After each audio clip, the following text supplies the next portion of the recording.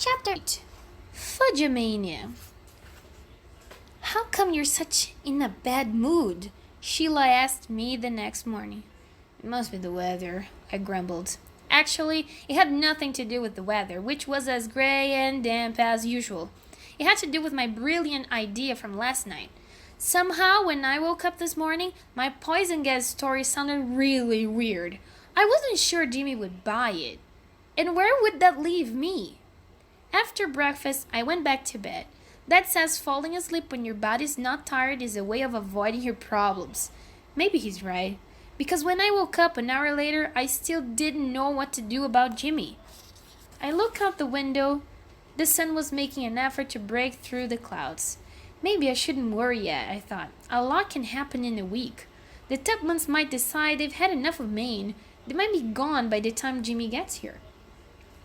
I got on my baseball cards and went down to the porch.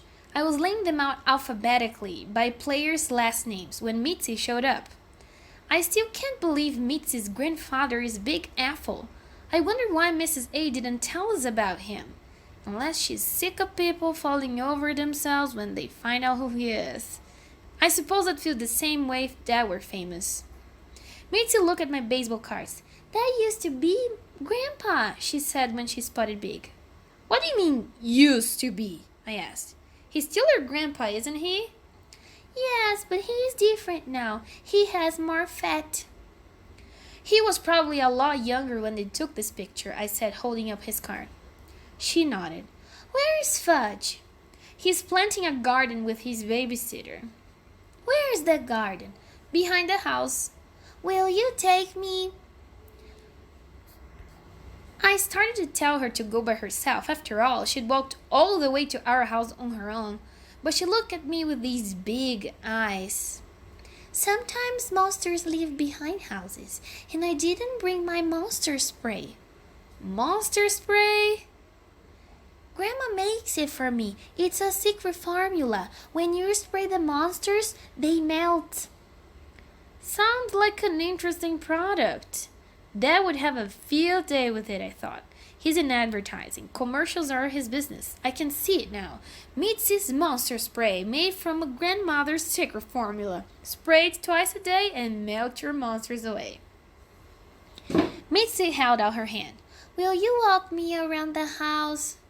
How could I refuse? I walked her to the backyard where Sheila and Fudge were hard at work. They had already dug out a plot of land. Now they were lining up rows of pink rocks from the beach. You're planting rocks? I asked. Yes, Fudge said. Rocks don't need sun or water. They don't get slugs. Animals can't eat them, so they never die. I looked at Sheila. It was his idea, she said. It was my idea, Fudge repeated. I like this garden, Mitzi said. She got down on her hands and knees to help. Mom and Dad are going to be super surprised when they see your garden, I told Fudge. I know. They are going to be surprised that you dug up this much grass to plant rocks, especially since this backyard doesn't belong to us. Who does it belong to? The people who own this house. So, the people who own this house will be happy when they see my garden. Maybe, I told him. Or maybe they'll say, who dug up our backyard? Really, Peter, Sheila said, you're such a worrier. Yeah, Pete, you worry too much. I don't worry, I think ahead. When the rocks were all planted, 6 rows of them, with 10 in each row, Mitzi scooped up a handful of dirt. Now let's make mud pie. Mud pie! That's what they have for dessert at Tico Taco, right, Pete?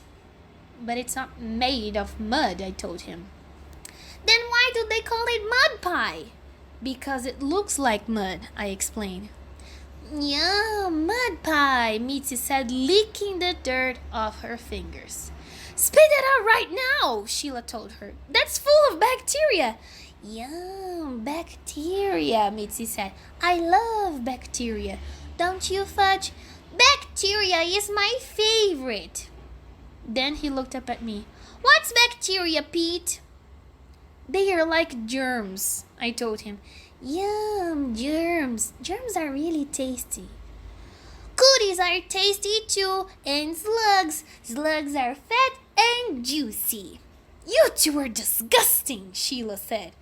Germy, germy, germs, and sluggy, sluggy, slugs, Mitzi sang. Yummy, yummy, down my tummy. Fudge held his arms straight out to the sides and began to twirl.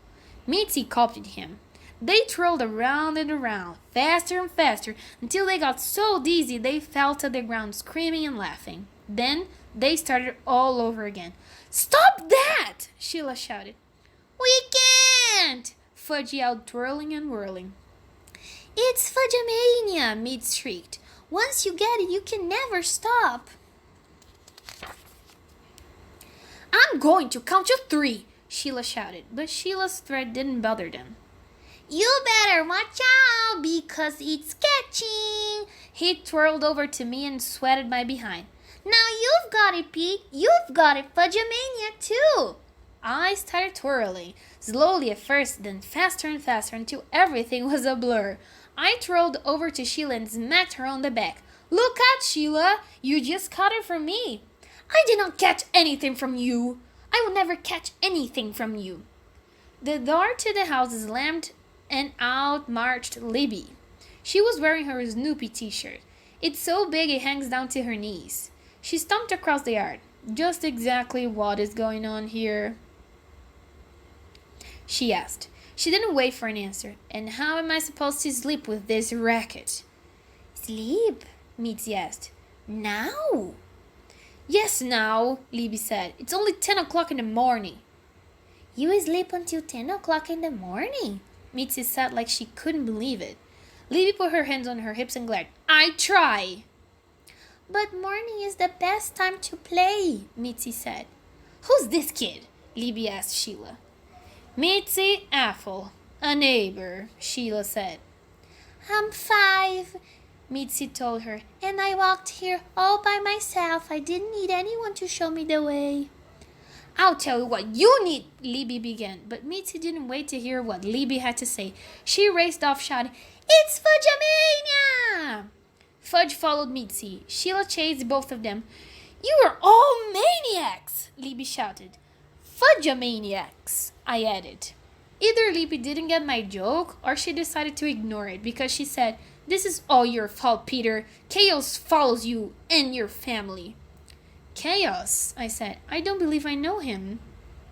That got Libby really mad. Chaos, she yelled. A state of utter confusion or disorder. Then she stomped back to the house and went inside, letting the screen door slam behind her. I couldn't help laughing. When Mom and Dad saw Fudge